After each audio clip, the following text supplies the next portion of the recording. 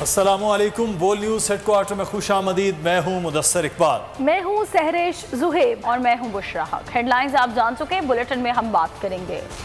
सियालकोट में श्रीलंकन मैनेजर को बचाने की कोशिश करने वाले मलिक अदनान कहते हैं कि ये वाकया पूरे पाकिस्तान की सोच को बदल देगा। सोच बदलेगी तो आने वाली नस्ल की बेहतर परवरिश होगी। बोले वो चाहते हैं कि ऐसा कुछ ना हो जिससे पाकिस्तान की बदनामी हो।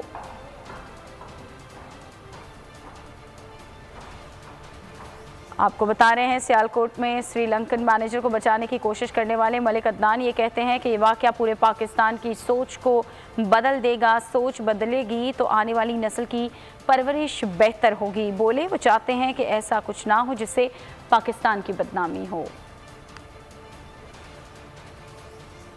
जज्बा था कि इस शख्स को किसी तरह बचाया जाए, रेस्क्यू किया जाए, जिससे मतलब कोई ऐसा इसके साथ इंसिडेंट ना हो जाए जिससे मेरे मुल्क का नाम खराब हो। स्पीकर को, मीडिया को, टीचर्स को, इसाज़ा को आगे आना चाहिए और जो ब्रेन स्टॉर्मिंग हुई है लोगों की, इनको ख़त्म करने के लिए सबको कोशिश करनी चाहिए ताकि नेक्स्ट हमारे मुल्क में इस तरह के वाक़यात रूनुमा ना हो। सबसे पहले तो मैं प्राइम मिनिस्टर ऑफ पाकिस्तान का शुक्रिया अदा करना चाहता हूँ जिन्होंने मुझे ये सनम से नवाजा और जो उन्होंने अवार्ड का ऐलान किया। और मैं आपके मीडिया के तवसल से ये बात कहना चाहता हूँ, मैं ये अवार्ड जो मुझे मिलेगा ये मैं मिस्टर प्रियंका के बच्चों को डेडिकेट करता हूँ, श्रीलंका की कौम को डेडिकेट करता हूँ। ये अवार्ड मेरी तरफ से उनको डेडिकेशन है।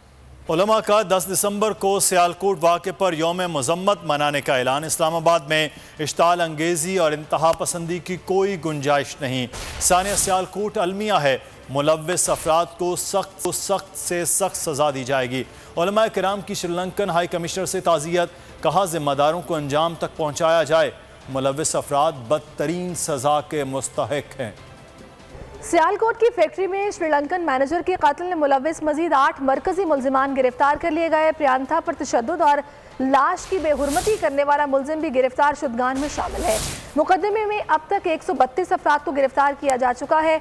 मकतूल मैनेजर की मैयत श्रीलंका में लवाकिन ने वसूल कर ली।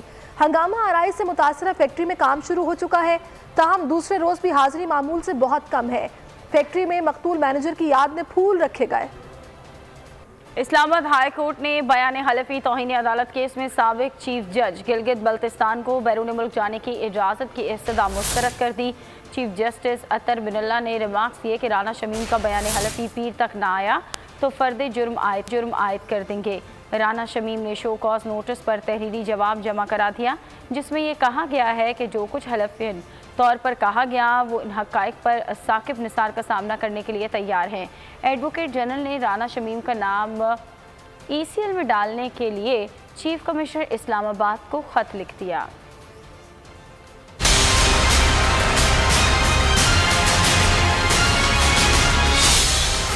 इस अदालत के जजेस को कोई अप्रोच नहीं कर सकता। मेरे किसी जज ने किसी के लिए दरवाजा नहीं खोला। बयानिए के जरिए इस हाई कोर्ट पर दबाव डाला गया। पीर तक असल बयान हलफी पेश ना किया गया तो फर्द जुर्म आयद की जाएगी। ये remarks chief justice Islamabad high court ने राना शमीम बयान हलफी तौहीन अदालत केस में दिए। समाअत के दौरान राना शमीम के वकील ने मुवक्किल को बयान हलफी लाने के लिए बैरून मुल्क जाने की इजाजत की इस्तदा की, जिसे अदालत ने मुस्तरद कर दिया।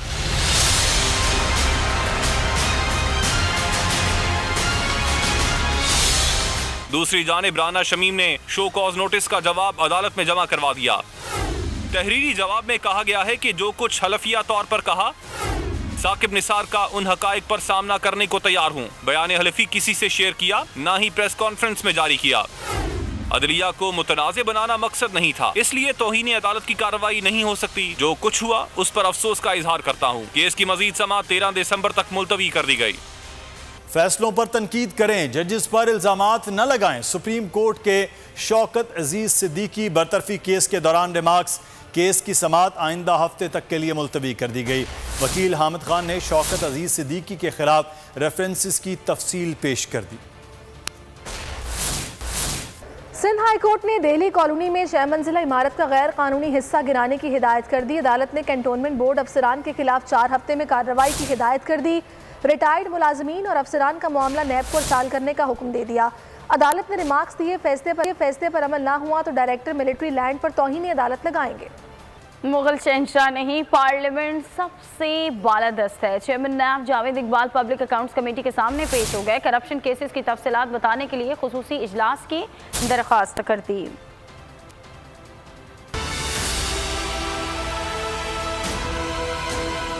मुगल शहंशाह नहीं, पार्लियामेंट सबसे बालादस्त है। चेयरमैन नैब का पब्लिक अकाउंट्स कमेटी के सामने एतराफ़। करप्शन केसेस की तफसीलात बताने के लिए खुसूसी इजलास की इस्तदा कर दी। पीएससी इजलास में chairman NAB justice retired Javed Iqbal पेश हुए तो नून लीग के राना तनवीर कुफर टूटा खुदा खुदा करके की कहावत से उनका इस्तकबाल किया। सेनेटर तलहा महमूद बोले, जावेद इकबाल बहुत एहतराम के काबिल हैं, मगर पीएससी मेरिट पर चलती है। चेयरमैन नैब ने बताया कि किसी शख्स को पार्लियामेंट की बालादस्ती से इनकार नहीं। मुझे एहसास है कि एक दो मरतबा नहीं आ सका, अलबत्ता हमेशा वजूहात जायज़ थी। नैब आईन और कानून से बालातर नहीं। मैं 4 साल चेयरमैन नैब रहा, अपने दौर का मुकम्मल ऑडिट करवाया। पीएससी अरकान ने इस्तफसार किया कि खामियों से पाक कोई भी नहीं। चेयरमैन नैब बताएं कि कितने सियासतदानों, जजों, ब्यूरोक्रेट्स, अस्करी हुकाम पर केसेस चल रहे हैं। चेयरमैन नैब ने तफसीलात के लिए पीएससी के खुसूसी इजलास की दरख्वास्त कर दी, जिस पर खुसूसी इजलास बुलाने का फैसला कर लिया गया। और चीफ इलेक्शन कमिश्नर का कहना है कि पीटीआई फॉरेन फंडिंग केस के हवाले से स्क्रूटनी कमेटी की रिपोर्ट मौसूल हो गई है। मीडिया से गैर रस्मी गुफ्तगू में उनका कहना था कि पीटीआई गैर मुल्की फंडिंग से मुतालिक स्क्रूटनी कमेटी की रिपोर्ट का जायजा लेने जुमेरात को इन कैमरा इजलास होगा, जिसमें स्क्रूटनी कमेटी की रिपोर्ट डी सील करके जायजा लिया जाएगा और इसके बाद आइंदा कलाया अमल तय किया जाएगा। बल्दियाती इंतखाबात ईवीएम से कराने के लिए वजारत साइंस को ख़त लिखा था। वजारत साइंस एंड टेक्नोलॉजी ने इस्लामाबाद बल्दियाती इंतखाबात ईवीएम से कराने की हामी भरी है। वज़ीर इत्तलात फवाद चौधरी कहते हैं इलेक्शन कमीशन को वक्त दे रहे हैं कि वो ईवीएम को टेस्ट करें और अपनी तैयारी कर लें। इलेक्शन कमीशन से कोई झगड़ा नहीं है। ऑपोजिशन ईवीएम को समझे बगैर मुखालफत कर रही है। माजी में पीपल्स पार्टी और नून लीग भी ईवीएम पर तजावीज़ ला चुकी हैं। बोले, नवाज शरीफ की फैमिली भी ओवरसीज़ पाकिस्तानी है। हम चाहते हैं कि हसन और हुसैन भी अपने वालिद की पार्टी को वोट दें। बोले, हुकूमत ने ओवरसीज़ पाकिस्तानियों को वोट का हक देने का वादा किया था और हुकूमत अपना वादा पूरा करेगी। पाकिस्तान में बुनियादी ज़रूरत की चीज़ें खित्ते के ममालिक से सस्ती हैं। चीनी, सब्ज़ी, गोश्त, फल, मछली और आटे की कीमत पाकिस्तान में श्रीलंका, बांग्लादेश और भारत से कम है।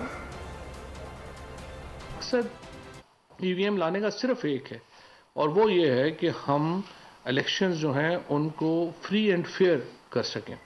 और दूसरा जो हम ओवरसीज़ पाकिस्तानीज़ के ऊपर जिस तरीके से एक मुहिम चलाई गई है पीएमएलएन और पीपल्स पार्टी की तरफ से, मैं हैरान हूँ कि ये तो मैं समझता हूँ कि ये तो एक सियासी खुदकुशी है। वो 1 करोड़ आदमी जो पाकिस्तान से बाहर है, उसकी फैमिली तो यहीं पे है ना। आप उन तमाम के खिलाफ एक मुहिम में जो है वो जुट गए हैं। बहरहाल हसन और हुसैन को भी हम ये मौका देना चाहते हैं कि वो भी ज़िंदगी में कभी आके अपने पापा की पार्टी को, साबिक पार्टी को जो है वो वोट डाल सकें। तो हम देख रहे हैं कि असल में जो एसेंशियल्स हैं उनकी कीमतें जो हैं वो नीचे जा रही हैं। अगर आप वीट की कीमत देखें, आटे की कीमत को अगर देखें, और उसमें वो जो 30% कंसेशन जो इंशाल्लाह जनवरी से शुरू हो रही है, जो हम राशन प्रोग्राम शुरू कर रहे हैं और उसमें 30% की हम रियायत दे रहे हैं जो 31,000 से कम आमदनी के लोग हैं, अगर आप उसको शामिल करेंगे तो आज आटे की कीमत उन लोगों को जो 2 करोड़ लोग हैं उनको एक्चुअली 2018 की कीमत से कम में आटा मिल रहा है। शाहिद खान अब्बासी कहते हैं कि इस्तीफों और अदम एतमाद का ऑप्शन मौजूद है, वक्त पर इस्तेमाल करेंगे। जरदारी साहब के डट कर मुकाबला करने से हमें कोई खतरा नहीं। हशर वही होगा जो लाहौर ज़िमनी इलेक्शन में हुआ। जिस मुल्क का निज़ाम आइन के मुताबिक ना हो वो कभी तरक्की नहीं कर सकता। इमरान खान का मकसद सिर्फ अपनी चोरियां बचाना है। 42 अरब की चोरी कोरोना मामलात में हो चुकी। नैब तरमीमी ऑर्डिनेंस के तहत हुकूमत ने अपने आप को एनआरओ दिया। तो इस्तीफे का ऑप्शन भी मौजूद है, अदम एतमाद का ऑप्शन भी मौजूद है, अपने वक्त पे इस्तेमाल किए जाते हैं। हमें ना जरदारी साहब के डट के मुकाबले से कोई खतरा है। सियासत करनी है, उन्होंने बिल्कुल डट के मुकाबला करें और हशर वही होगा जो लाहौर में 133 में हुआ है। जिस मुल्क में निजाम आइन के मुताबिक ना हो कभी तरक्की नहीं करता। इमरान खान और सिर्फ अपनी चोरी बचाने के लिए 42 अरब की चोरी कोविड के मामलात में हो चुकी है। नैब का चेयरमैन डेली वेजेस पर है, ना वो फैसले कर सकता है, ना पहले कर सकता था, ना आज कर सकता है। और उसको हर हफ्ते नैब चेयरमैन को लॉलीपॉप दे देते हैं कि जनाब जो नया चेयरमैन है उसकी सिलेक्शन के लिए सदर साहब को समरी भेज दी गई है। वो सदर जो आंखें बंद करके ऑर्डिनेंस पे ऑर्डिनेंस जारी करता है, आज 4 महीने हो गए समरी वो साइन नहीं कर सका। जो जुल्म करते हैं उनको जवाब देना होता है। ये मैं नैब के चेयरमैन और नैब के अफसरान को कहना चाहता हूँ कि ये झूठे केस जो हैं जो आप पॉलिटिकल इंजीनियरिंग करते हैं इसका जवाब आपको देना पड़ेगा। जमीयत उलमा इस्लाम के रहनुमा हाफिज हमदुल्ला ने कहा है कि आज़ादी मार्च का फैसला सिर्फ JUI का था। लॉन्ग मार्च का फैसला PDM का मुतफ़िक़ा फैसला है।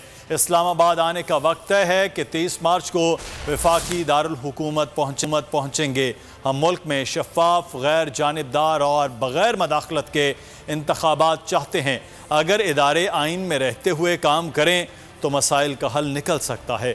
असद उमर ने खुद ऐलान किया कि PDM आएगी तो कुट पड़ेगी। अब मैदान भी हाजिर है और घोड़ा भी। जो गुज़िश्ता फैसला था वो सिर्फ और सिर्फ जमीयत उलमा इस्लाम का फैसला था आज़ादी मार्च का। ये फैसला जो कल हुआ है ये PDM में शामिल 8 जमातों का फैसला है। 23 मार्च को हमने इस्लामाबाद पहुंचना है। इन तमाम बहरानों का हल एक ही सूरत में समझती है, वो है मौजूदा मुसल्लत करदा सेलेक्टेड हुकूमत हुक्मरान का ख़ात्मा। और डेमोक्रेटिक मूवमेंट PDM ये तहिया कर चुकी है क्योंकि ये कौम की आवाज़ है। मुल्क में हम साफ, शफाफ, गैर जानिबदाराना इलेक्शन चाहते हैं और जल्द अज जल्द चाहते हैं। आइन के मुताबिक मुकन्नना एग्जेक्टिव, अदलिया और इस्टेब्लिशमेंट अपने दायरे में रहते हुए काम करे। तो असद उमर ने बात की कि अगर लॉन्ग मार्च या मार्च की सूरत में PDM आएगी तो उसको पंजाबी में क्या कहते हैं, कुट पड़ेगी। तो ये मैदान भी हाजिर है।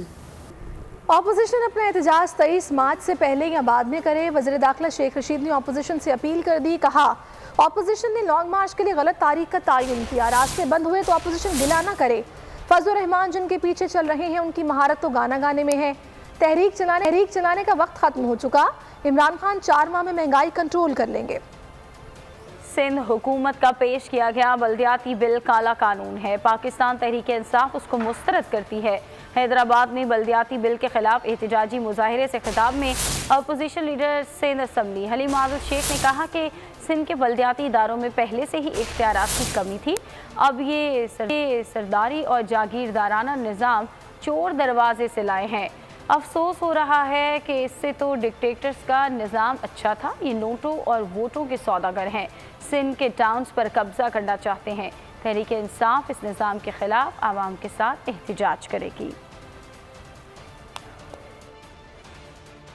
नोटों के जरिए सिंध के मकानी निज़ाम पर, बल्दियाती निज़ाम पर, सिंध की कारपोरेशन पर, सिंध के डिस्ट्रिक्ट काउंसिल पे, सिंध की यूनियन काउंसिल पे, सिंध के टाउन पर कब्जा करना चाह रहे हैं। जो ये जालमाना, मुजरिमाना, सरदाराना और सरदाराना निज़ाम लाए हैं, ये चोर दरवाजे से लेकर आने की कोशिश की है इन्होंने। खामोशी से लाकर बिल रखा और हमने एहतजाज किया। आपने देखा होगा कि भाई हमें दो तो सही, पढ़ने तो दो, देखने तो दो, और आइस नोज करके पास कर दिया।